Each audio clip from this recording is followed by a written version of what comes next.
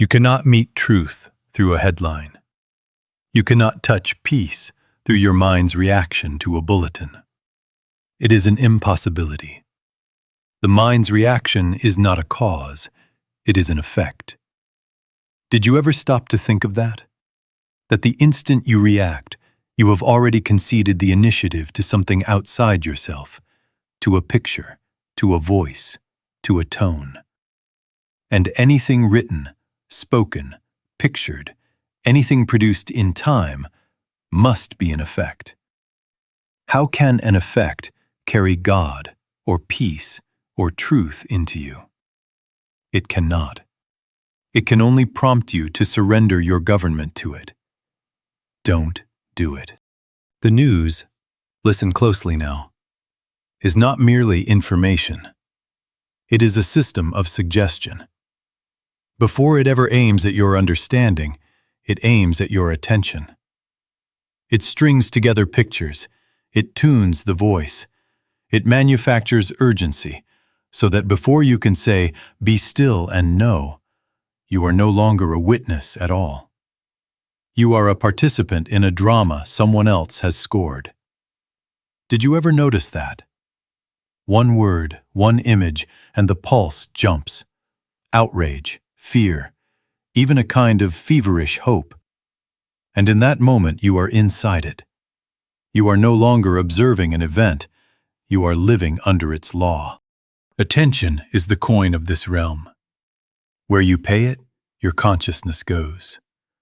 And the trance of the world mind continues only while it is financed.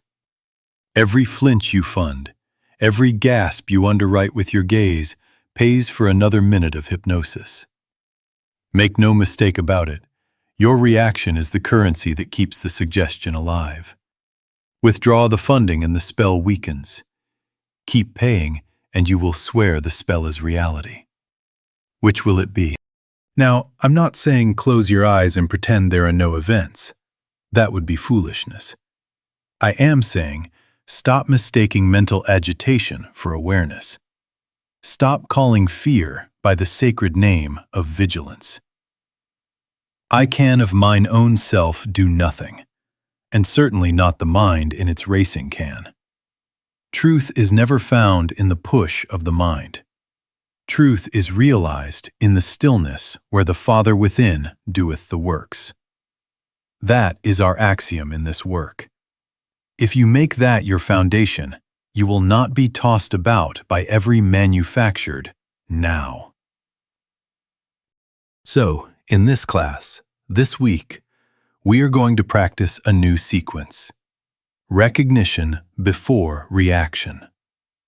Recognition of what? Recognition that every headline is an effect, and every surge of feeling an echo, not a guide. Recognition that you are not a reed for the wind of the world to play. Recognition that peace is not in the picture. Peace is in the presence. Then, and only then, if information is to be taken, it is taken under government, not by fear, not by frenzy, not by the crowd that cries today and crucifies tomorrow. Please let this be your first discipline. Pay attention to where you pay attention. Watch how the world buys your gaze with urgency. See it and refuse the sale. If you will give me that much today, just that much, you will have taken the first step out of suggestion and into awareness. And from there, we can be informed without being absorbed, present without being possessed, and the trance begins to starve for lack of our coin. Now let us look squarely at how the trance is sustained. It is not mysterious. It is not even subtle once you know where to look. The machine runs on 3 levers: urgency, repetition, and contagion. Urgency is the label breaking, as if the eternal had suddenly cracked and you must rush in with a bandage.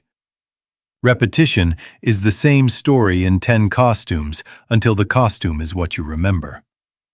Contagion is the communal heat, outrage, fear, triumph, despair, passed back and forth until you are no longer an individual, but a fragment of a fever. That is the mechanism. Don't be impressed with it. Now, facts exist. Of course facts exist. A plane takes off, a vote is counted, a storm moves east. But you are not captured by the fact. You are captured by the tone, the pacing, the drumbeat that manufactures a now larger than your breath. Did you ever stop to notice that? Before you ever weigh what is said, the body has already been conscripted. Shoulders rise, breath shortens, eyes strain forward, and there's the whisper, "Do something, now." That is not awareness. That is suggestion. Anything written, spoken, or broadcast is an effect. How can an effect be your cause? How can a word on a screen be your source of stability? It cannot. If you grant it that role, you have inverted the order of being and handed your inner government to a headline writer, a producer, a timer that dings at the top of the hour. Don't do it. We in this class must be wiser. The Father within is cause, the outer report is effect. If you reverse that, you will reap agitation as your daily bread until you rise above that law into grace. Urgency sells because it promises relief. That is the secret bargain. If you must check every hour, what is it you are seeking? Truth or relief from uncertainty? And if relief comes only by checking again, is that relief real? Or is it the hook that makes you check again in another hour, and then again? Did you think of that? Relief that depends upon another dose is not peace. It is dependency. My peace is not as the world giveth, which is to say, not by the fix of another alert. Repetition sells because the mind mistakes the familiar for the true. Hear it enough times, in enough voices, and you will say, "It must be so." But repetition cannot impart reality. It can only tattoo suggestion more deeply until you call the tattoo your skin.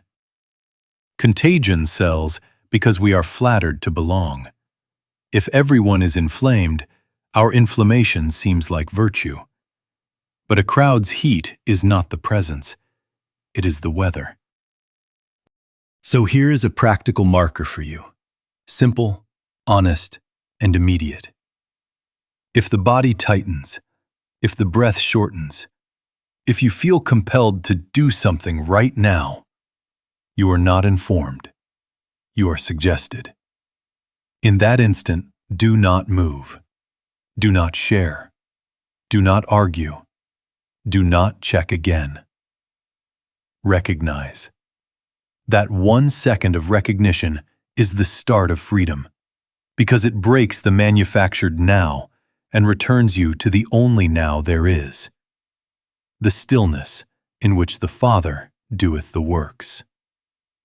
The news cycle, let us be clear, sustains its trance by selling urgency and repetition.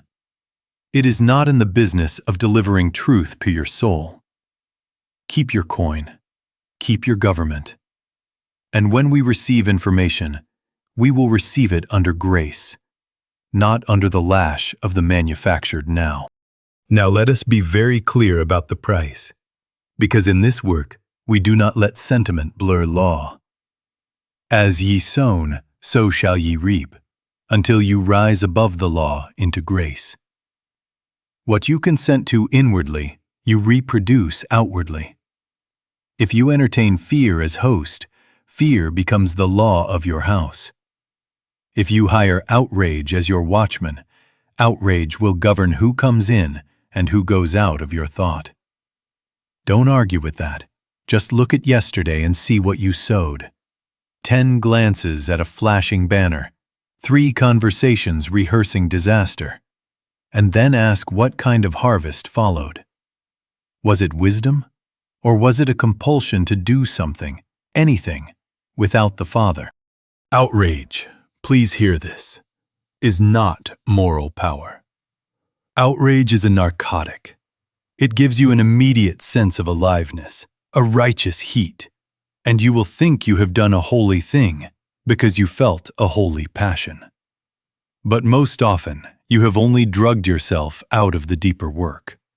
Being still, listening, letting the inner government reassert itself.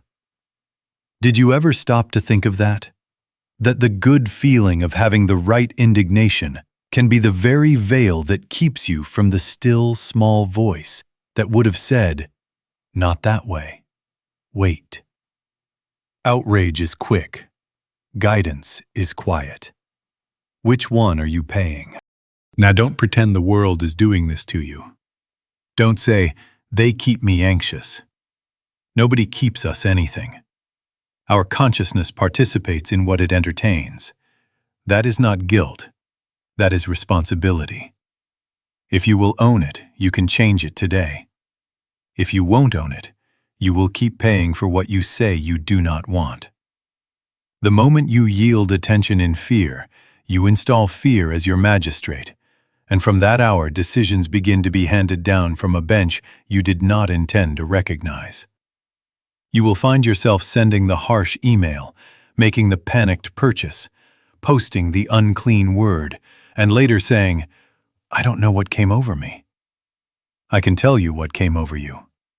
The law you consented to when you chose suggestion over stillness. There is a hidden bargain in this age. You trade your capacity to hear guidance for the sensation of being up to date. You say, "I must stay informed," and you sell your authority for a timestamp. Up to the minute and down from the eternal. That is the bargain. And the proof that it is an idol is simple. If you cannot refrain, you are being governed. If your hand moves without your consent when the phone lights, if your breath shortens when the feed stalls, you have a God, and it is not the Father within who doeth the works. Don't do it. Break the bargain. Test yourself. Refuse the next ding and see who is master. This is our accountability in this class. To recognize that attention is seed, that fear consumption plants fear consciousness, that outrage is a drug, not a sacrament, and that the kingdom of God is not broadcast at the top of the hour. Withdraw the coin of your gaze from the market of anxiety, and your inner government returns to you. Then, even when information is needed, and sometimes it is, you will take it under government, not as a slave of contagion, but as a servant of grace. And when the Father within rules, you will find that decisions make themselves without frenzy, that action proceeds without poison, and that your peace is not as the world giveth, because you did not buy it from the world at all. Don't pray for better news. Don't pray for elections. Don't pray for markets. Don't pray for the other side to come to its senses. Don't do it. But when ye pray, use not vain repetition. And I tell you, the modern repetition is not beads or phrases. It is the refresh of the feed, again and again and again, asking the outer picture to say, "You may have peace now." That is prayer. Oh, yes, it is. A petition to the world mind to comfort you with a favorable report. Did you ever stop to think of that?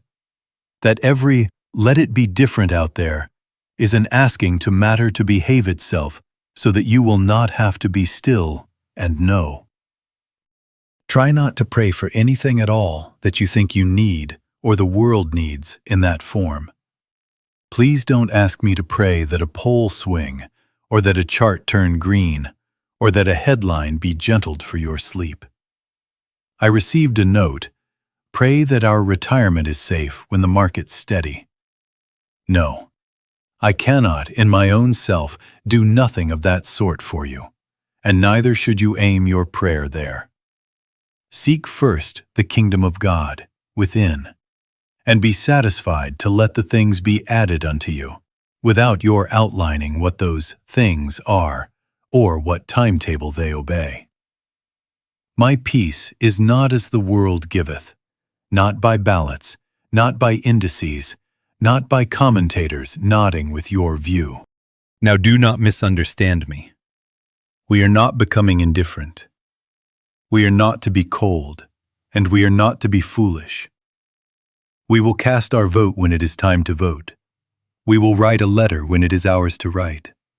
We will give bread where there is hunger. But we will refuse to use our spiritual capacity as a lever on appearances. That is sorcery, not prayer. The moment you say, "If only that faction falls, if only that line goes up, then I shall rest," you have given your soul to conditions. You have placed your government under the law of headlines. And as ye sow, so shall ye reap. Rest when the line is up, torment when it is down, until you rise above that law into grace. Renunciation is the gate. Renounce the petition to control the world. Renounce the hope that better scenery will give you God. Make of your prayer an emptiness of yourself, of your opinions, your fears, your hopes about outcomes, an empty vessel to God, and let God fill that vessel. Nevertheless, Father, not my will, thy will be done in me. Thy grace is my sufficiency in all things, without outlining what form thy grace shall take. Can you do that only for 30 seconds?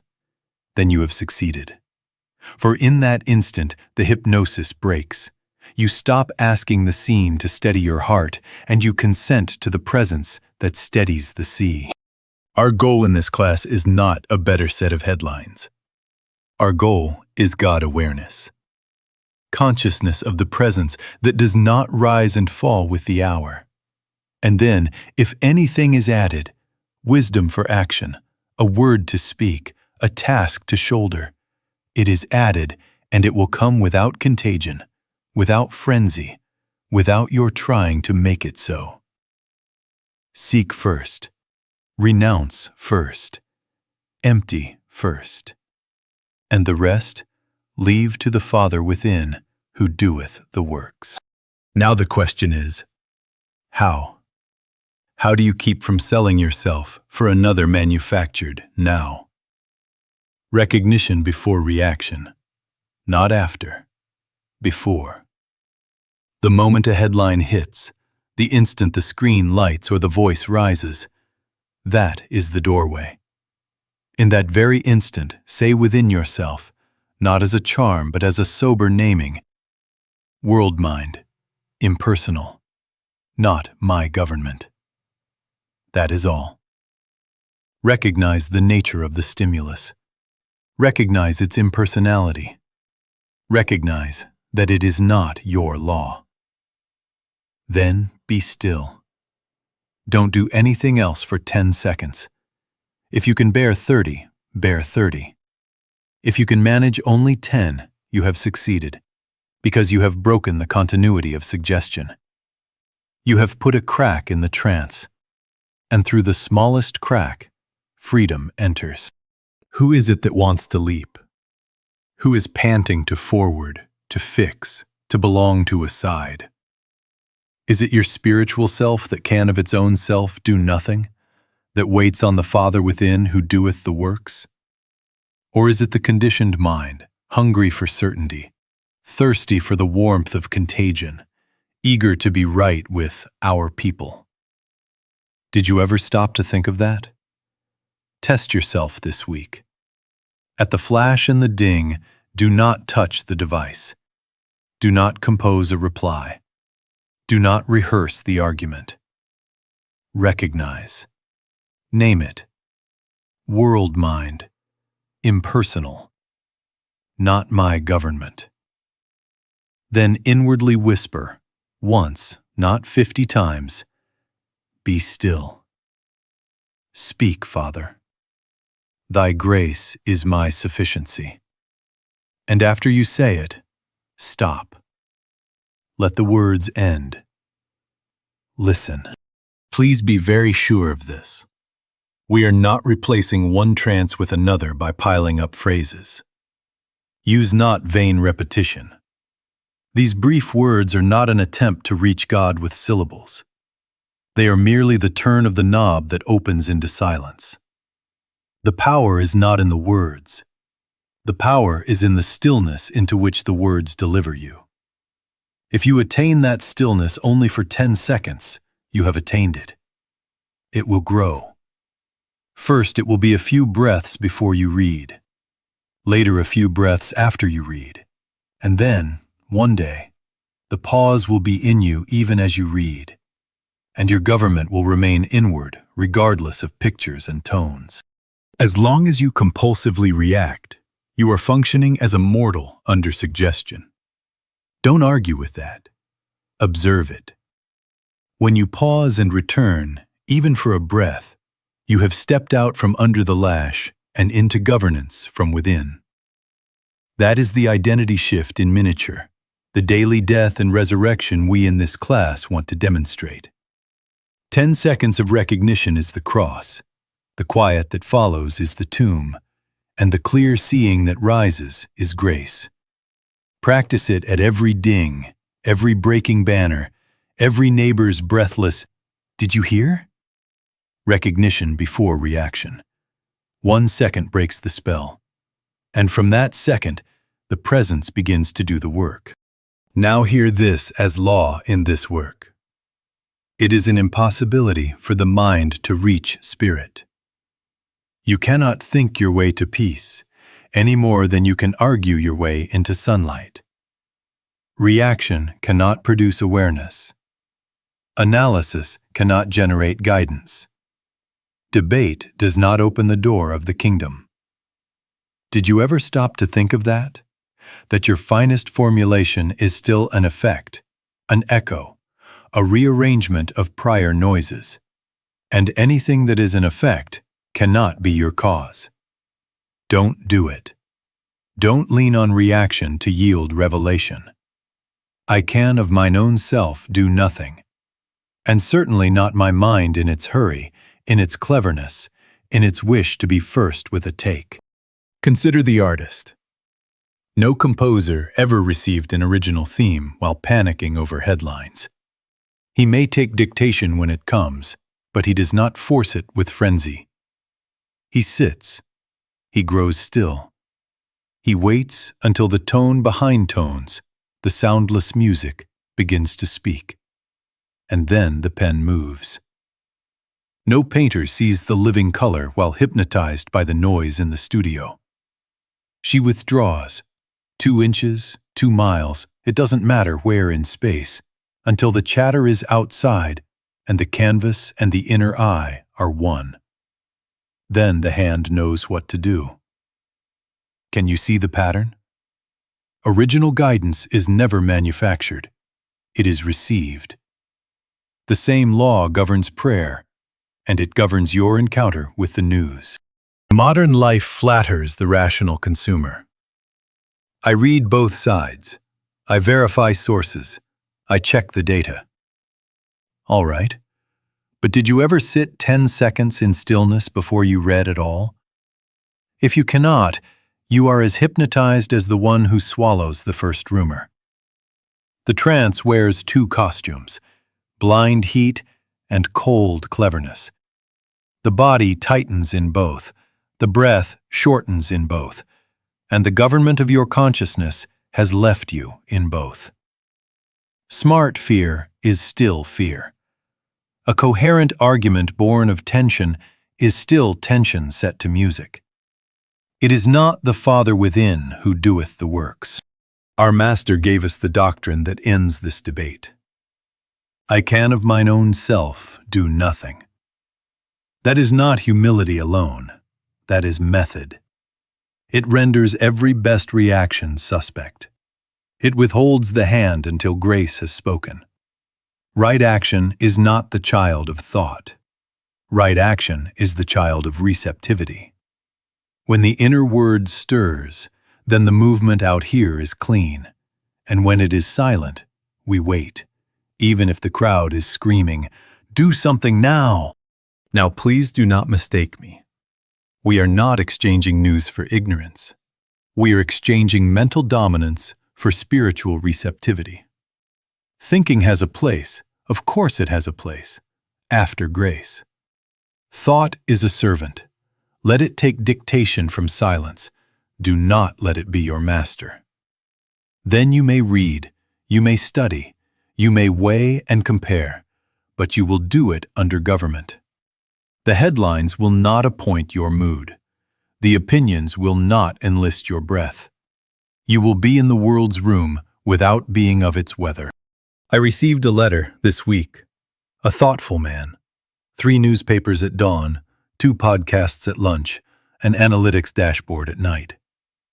I am informed, he writes, but I can't sleep. Of course he cannot sleep.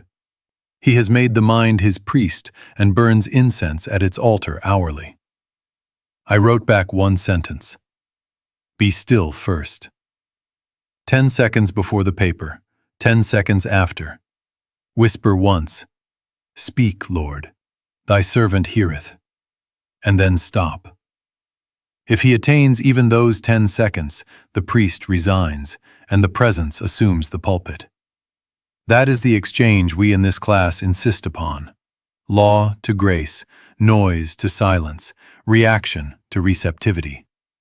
And in that order, what to do and when to do it will be given you, not by contagion, but by the one who doeth the works.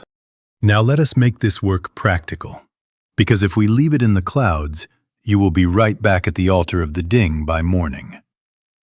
Choose your windows, 2 if you must, 3 at the outside. 10 or 15 minutes at set times for information only. Outside those windows, do not browse, do not scroll, do not just peek. Don't do it.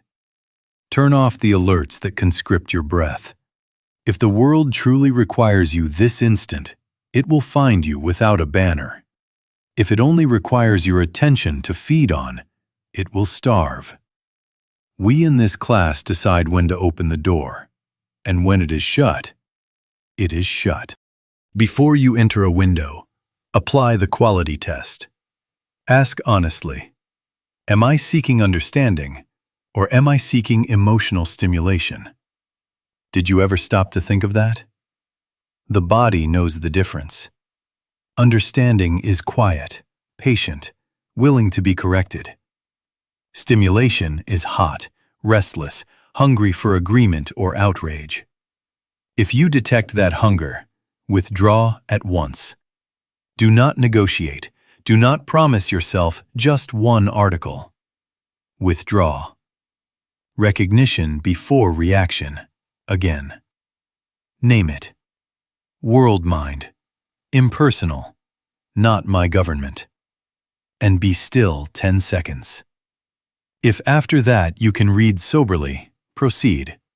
If not, close the window. This round is not yours. Now a rule that will save you from both fantasy and fear.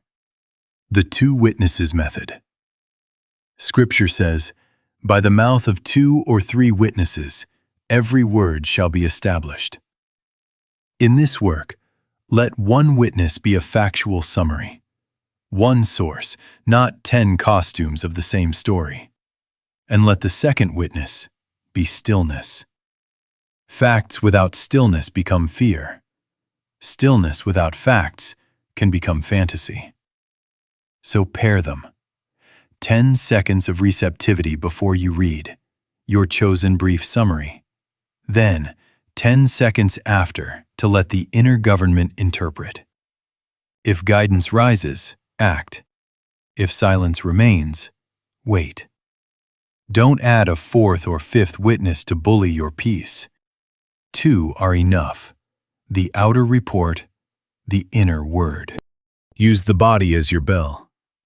If the chest tightens, if the jaw sets, if the mind begins to race scenes of triumph or disaster, stop. That is not intelligence. That is suggestion. Put the device down. Hands open in your lap. Once, only once, speak, Lord, thy servant heareth. And then no more words. Let the silence do the work. Remember, use not vain repetition. The turn of the knob is sufficient. Don't keep jiggling it. Make it homework for 1 week. Not perfectly, faithfully.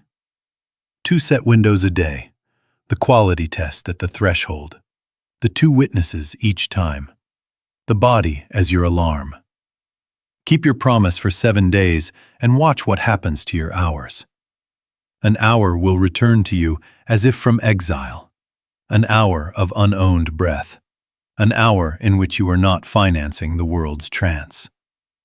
In that hour, you will begin to notice that you did not miss what mattered. What mattered found you, and it found you under grace. Information can be taken in small doses. Your consciousness must remain under inner discipline. Keep your coin, keep your windows, keep the 2 witnesses. And if you fail at noon, begin again at 2. We are not after perfection. We are after government, from within, by the Father who doeth the works. Now let us be plain about the crossing, because this is the promise hidden in all this discipline. At first, you live under law. Sow to fear and reap agitation. Sow to outrage and reap quarrels. Sow to cleverness and reap a cold, sleepless night. As ye sown, so shall ye reap, until you rise above that law into grace. And you do not rise by willpower or by a fiercer opinion. You rise by starving the law you yourself have been feeding. The instant you stop paying fear with attention, the magistrate of fear has no salary, no gavel, and in that vacancy, the government of grace appears. Have you noticed, be honest with me and with yourself, how quickly news certainty becomes self-righteousness? How fast a neat set of facts turns into a permission slip to stop listening? Did you ever stop to think that self-righteousness is not strength, but deafness? That it hardens the ear and blocks the very inner word you say you want to hear? Don't do it. The moment you must convince, must win, must fix the other mind, you have left grace and returned to the mill of law, grinding yourself to prove you are right. In grace, there is less compulsion to persuade, fewer arguments rehearsed in the shower, less identity welded to a win or a loss in the outer room. Instead, there is a quiet certainty, not about outcomes, but about presence. And with that comes patience, a willingness to wait on the Father within, who doeth the works. What changes practically? Guidance comes without strain. You know the next thing without needing to punish someone mentally to get yourself moving. The email that should be written writes itself in a clear tone. The donation that should be given is given without a sermon to the receiver. The phone call you dreaded becomes simple, or it disappears from your list entirely because it was never yours to make. And on another day, the march is yours, or the letter to an official, but it arrives clean. No indictment in your head, no fantasies of triumph, no inner courtroom. I can of mine own self do nothing. That acknowledgement is not passivity. It is the doorway through which the right doing enters. Do not imagine this as fireworks. Grace is ordinary. It may begin with 30 seconds of stillness before you read and 30 after. It may grow into a way of walking through the store, through the office, through your own living room, while someone else is inflamed, and you are not owned. First, a pause before the ding. Later, a pause even as you read. Later still, the pause reads through you, so that no picture can appoint your mood. That is the trajectory, from moments of receptivity to a state of receptivity.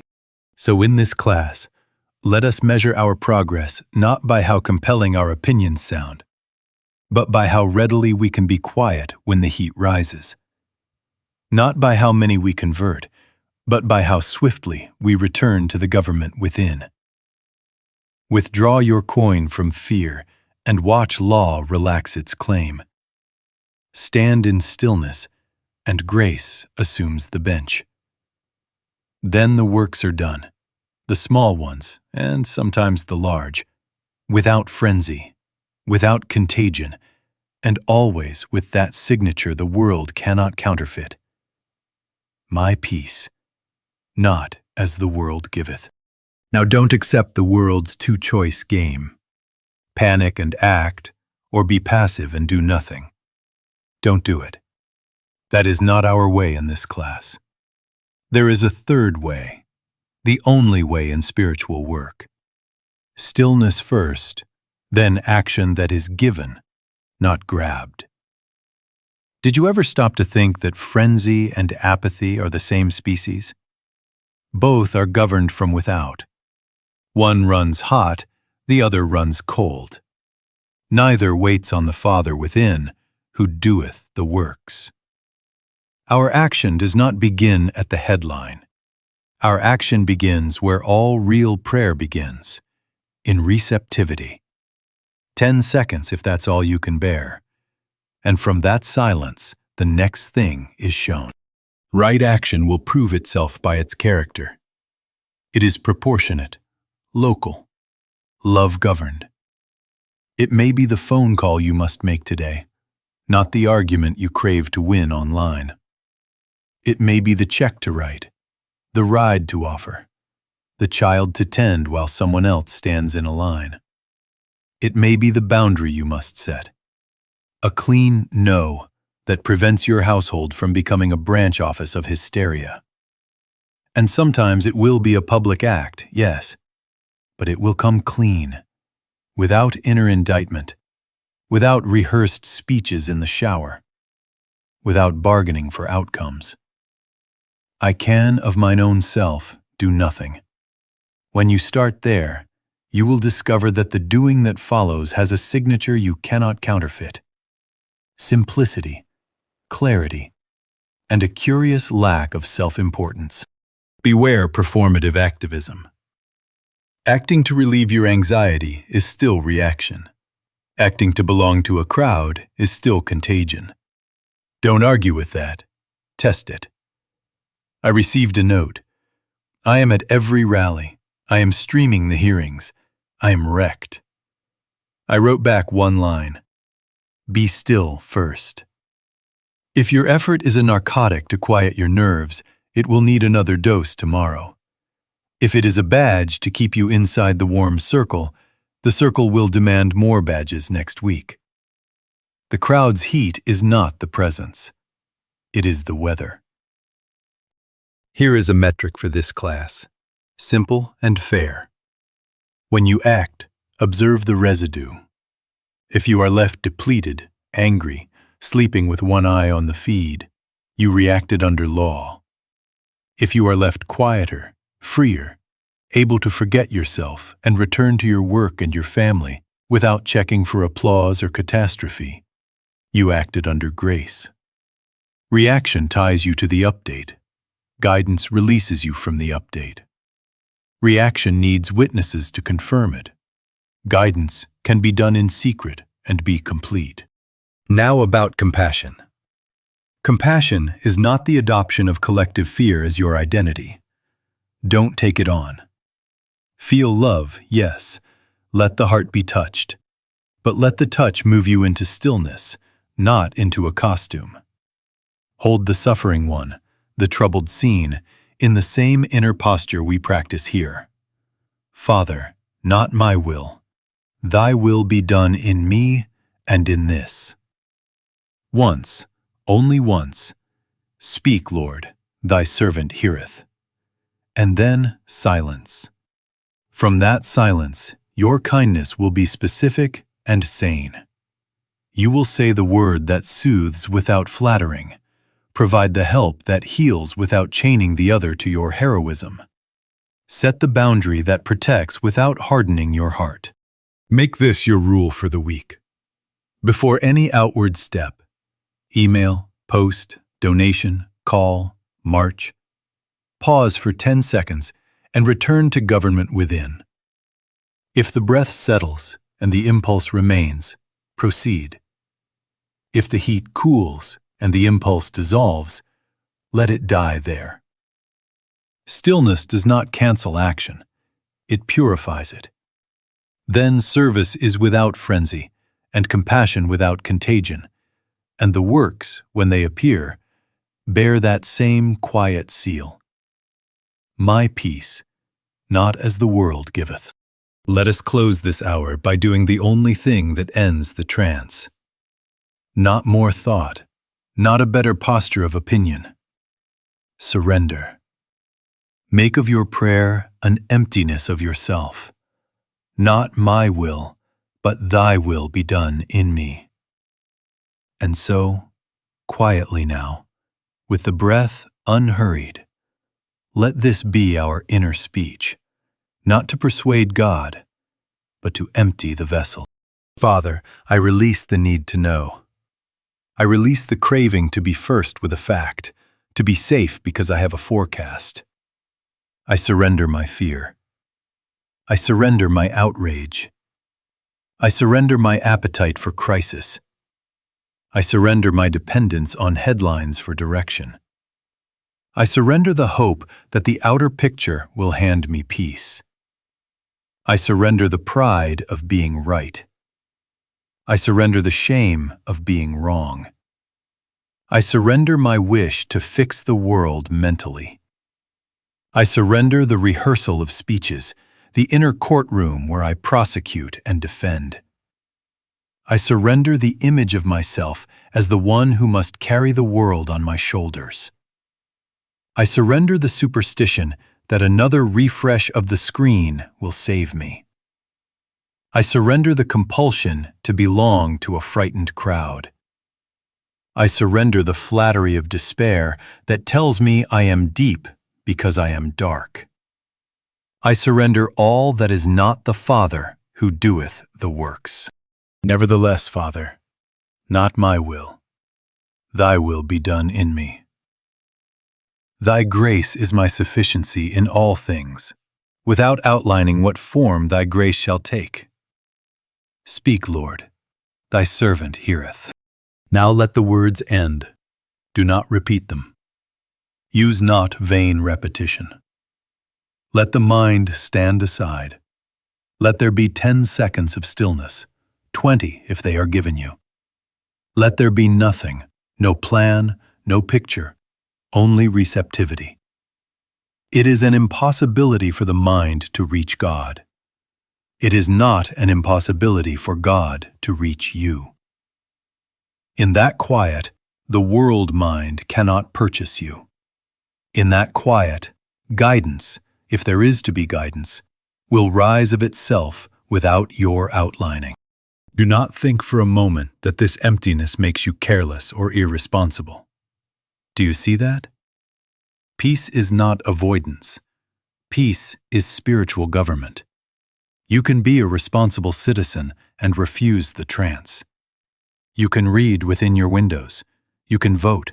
You can write. You can give bread. But you will not sell your breath for a banner. You will let action be added unto you, not seized by you. My peace I give unto you, not as the world giveth. This is our continuing assignment in this class.